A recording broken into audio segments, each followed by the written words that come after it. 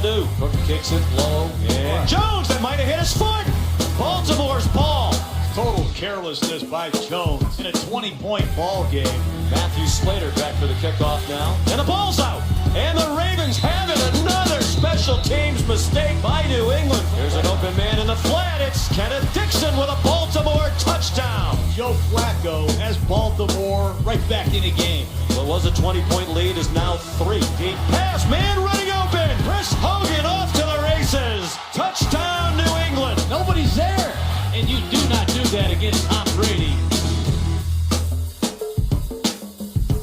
What's up, everybody? Good day. Welcome into First Take. Stephen A. Smith. Hey. Qerim, how we doing? Max I'm doing Kellerman is in LA. Max, how are we? Doing great. I'm in LA, you know? Yeah. It's nice. Why you got to have the smile on your face like that? Why you got to rub it in, man? You Why ever you got to notice rub that it in? You ever notice that people in LA smile a lot? I'm smiling because I'm next to Stephen A. We got each other. Yeah, we got each other. We gonna have to hold on to that. You know, he makes me sick sometimes. Why? You ain't got to rub it in like that. You really don't, man. You know. Well, I could lie to you. Let's move on. That is true. You could lie to me. Yeah. That's all right. He does always tell the truth. Speaking of which, let's do that for Monday Night Football and get into it right now. The Patriots got another step closer to clinching their 8th straight AFC East title with a 30-23 win over the Ravens. Just another day in the office for Tom Brady. What another 400-plus yard effort. Listen to this. TB12 is now 50-1 at home against AFC opponents. Ridiculous. Since 2007. Max, is Brady the real MVP? No, he's still not the MVP, and there's nothing he could do to even really be in the conversation among intelligent people. Look, he's the best player. And people try to say that there's a difference between value and most valuable and best. And really, fundamentally, there isn't. The best player is the most valuable player. They're really synonymous. Best and value are synonyms in sports. Unless the best player simply doesn't play enough. Now, if you miss 25% of your team's games, you have to be better than second place by such an absurd margin. Had Brady come back to a team that was 0-4 and then went undefeated the rest of the way and trounced everyone in QBR, then I suppose you could make a coherent argument for why he should be the MVP. But that's not what happened. He came back to a team that was 3-1. The only loss was with their third-string quarterback. And then he has lost the game since then, and he is putting up comparable numbers in terms of the advanced metrics to guys like Dak Prescott who haven't missed a game. No, he is not the MVP. Couple of things that we will need to point out here. Number one, I don't appreciate Max Kellerman bringing in the question my intelligence, because I certainly disagree with you. That doesn't mean I'm not intelligent. It means I disagree with you, Professor Kellerman. That's right. That's true. That's in your number case, one. it's just a blind spot. There we go. All right, that's number one. Number two, I really got a problem with the fact that your suit is matching your hair right now. You ain't even 50 yet, and your hair looks great. I don't know whether it's the color in the studio, something going on up in that studio in LA. I'm just saying, it's just the truth. I like it. Your hair looks great, bro. Your hair looks Salt great. and pepper. I You're like not it. even I've been waiting my 50 whole yet. life for You're not this. even 50. Now let's get back Keep to it football. natural, Max. You look handsome. Listen, man. Listen, I don't mind. There's a little gray in my hair, but I'm licensed because I'm approaching 50. This dude is in his early 40s. Come on now, get it together. Now, let's get back to some Tom Brady. Let's get back to some Tom Brady football stuff right here. Let's get it out the way. All right. She got just for men going on there? I mean, what are you talking about? Tom Brady. Ooh, you know what? I'm going to try it. I ain't ashamed to tell you. I ain't ashamed to don't get me started with the road game. All that stuff is coming. Trust me, all right? Yo, let's get back to some football here. We got Tom Brady, who's 8-1 on the year. Yep. 8-1. 9 games, 22 touchdowns, 2 interceptions, QBR of 89. Who are the teams that he's beaten along the way since he's been back? He's beaten Pittsburgh, beaten Buffalo. All right, lost to Seattle, fair enough. Beat the Ravens last night. This dude looks like the Tom Brady that we've come to love and respect and revere as arguably the greatest quarterback of this generation. And when I think you look at that, where I think Max is wrong, it's not just because the numbers, the performance, the results buffer and validate Tom Brady as a legitimate, bona fide leading MVP candidate, but let's look at his competition. We had Matt Ryan in there. We saw how he struggled. We had Derek Carr up in there. We saw what just happened in Kansas City. All right, we had Russell Wilson up in there. He had about 5 interceptions the other day. We had Dak Prescott up in there. We saw what happened to him against Max's Giants. Everyone's human this year. So listen, here's the deal. When you look at the MVP race, it's not just about what Tom Brady is doing. It's also about what the competition for those league MVP honors are not doing. Derek Carr struggled against Kansas City. Like I said, he went to bed. We know that. He could recover from it and ultimately win. But that was a bad performance. Matt Ryan has been up and down over the last several weeks. Dak Prescott, relatively pedestrian performances throughout the year in terms of yards accumulated, even though the QBR has been impressive. He hasn't had like a bunch of 300-yard games or anything like that. And then we're talking, obviously, about a Russell Wilson and others. And even a Big Ben Roethlisberger, who isn't in the MVP conversation. You just look at these guys. And then you look at Tom Brady and throwing for over 400 yards last night and completing 68.5% of his passes. Don't tell me that because he was gone for the first 4 games of this season, that this man is completely eradicated and omitted from the MVP Let me add one more conversation. thing. And he Cannot had happen. no Gronk and he had no Danny Amendola. That's right. That's right. Everyone misses guys. And by the way, Brady's had some sleepy performances too. No one is great every single week. Now, Dak Prescott is 11-0 this year versus non-Giants teams. And that's okay. I mean, Tom Brady is 4-0 in the Super Bowl versus non-Giants way to work teams. that in. I mean, so otherwise, Dak has been amazing all year. And this idea that, well, it's only 4 games. There are only 16 games in an NFL season. So 4 games of an NFL season is almost exactly 20 games of an NBA season and 40 games of a baseball season. It doesn't sound like a whole lot, but it is a whole lot. And for those who point to Joe Montana having won an MVP, having played 13 games, you could argue maybe he didn't deserve it. And also, at a certain point, you say, well, maybe 13 games, 14 games you can do it, but 12 is not enough. It's 25% of the season missing.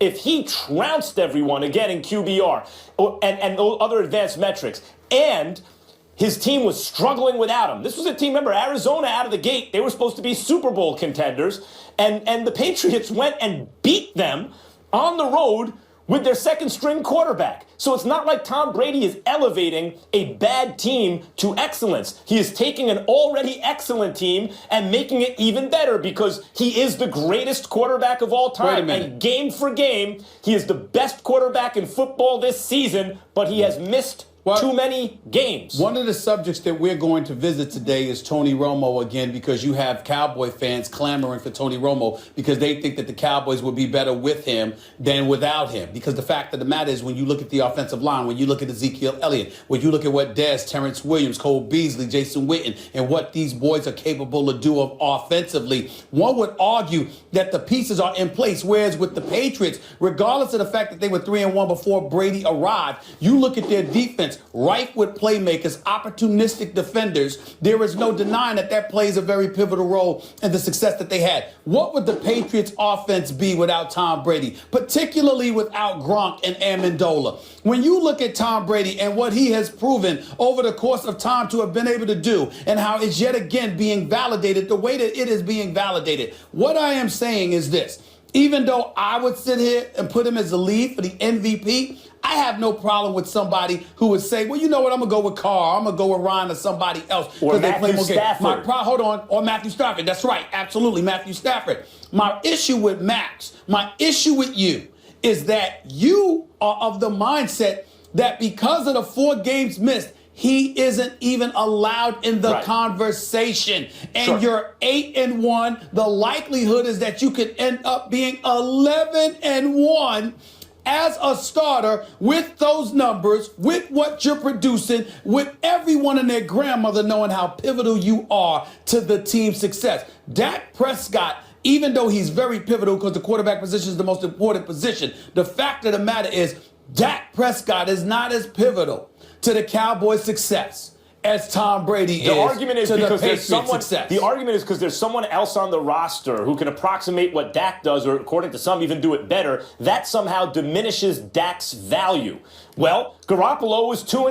Not about diminishing it. It's about Tom Brady being elevated. That's what it's about. I'm just saying it's not a huge sample size, but in fact, his winning percentage is higher than Tom Brady's. He didn't lose any games. Now, do I think Garoppolo is as good as Tom Brady? No, I don't. I don't think anyone at the moment is as good as Tom Brady. But you have to play in the games to have value, and he's missed too many. I don't know how else to say it. All right. The most updated odds we have right now from offshore to win the MVP are Tom Brady winning it at 2-1. Listen, people are not listening to Max on this matter. They know that something's wrong with Max when it comes to Tom Brady. MVP voters. He's trying to hold on to the fact that he said Tom Brady was going to fall off a cliff. That's what he's trying to hold on to. No, the cliff means he'll be cruising along at a high altitude until it happens. That doesn't mean that he's like in steady decline. I forgot. And MVP voters I apologize, Max. in most team sports are notoriously bad at arriving at the correct conclusion. Hey, I apologize. Okay? Your definition of a cliff is different. I apologize. My apology. I just need to say one more thing. Again, he's 50-1 at home against AFC opponents. That stat is 50-1. ridiculous. That's why he's the greatest of all time. Yeah, I'm going to be the MVP. The Patriots have the best record in the AFC at 11-2 and are tied for the best record overall with Dallas. Stephen A., is it a waste of time to think anyone else is going to come out of the AFC other than New England? I really do feel that way. I really do feel that way because I think with Brady, they're a well-oiled machine. And I think that the rest of the AFC, even though they can make it interesting, the team best suited to go up against them from a disciplined and focused perspective are the Kansas City Chiefs. But you're not going to get me to pick Alex Smith over Tom Brady, especially if they got to go to Foxborough to play. The only shot Kansas City has is if they somehow, some way, maneuver themselves in position to get the top seed, and the road to the Super Bowl has to come through Arrowhead Stadium. If Tom Brady has to go to Arrowhead, that would be an entirely different challenge than Kansas City going to Foxborough. If Kansas City goes to Foxborough, as far as I'm concerned, they have no shot. What it if would the be a miracle. Steelers got hot? If the Steelers got hot, yeah, but again, that secondary up against Tom Brady, I don't like it. Right. I don't like it. Oakland, their defense, their secondary up against Tom Brady, I don't like it. Even though Khalil Mack getting to Tom Brady with Bruce Irvin and those boys, they can make it a bit interesting, but I'm not sold on them, particularly after I watched them perform against the Kansas City Chiefs this last week. And then, of course, don't get me started with anybody from the AFC South. I won't even consider it. And so when you look at it from that perspective, that's how we get to that conclusion. To me, the team with the best shot based on experience, based on not shrinking in the moment, would be the Steelers. The team best in terms of focus, preparation, discipline, and not beating themselves would be Kansas City. But Pittsburgh's secondary and Alex Smith in Kansas City, to me, eradicate the possibilities of those two teams, which is why I don't think there's really any sense in thinking that somebody's going to knock off New England unless New England loses the #1 seed and they have to go on the road. If they have to go through, if they get to stay in Foxborough, they're going back to the Super Bowl. Max?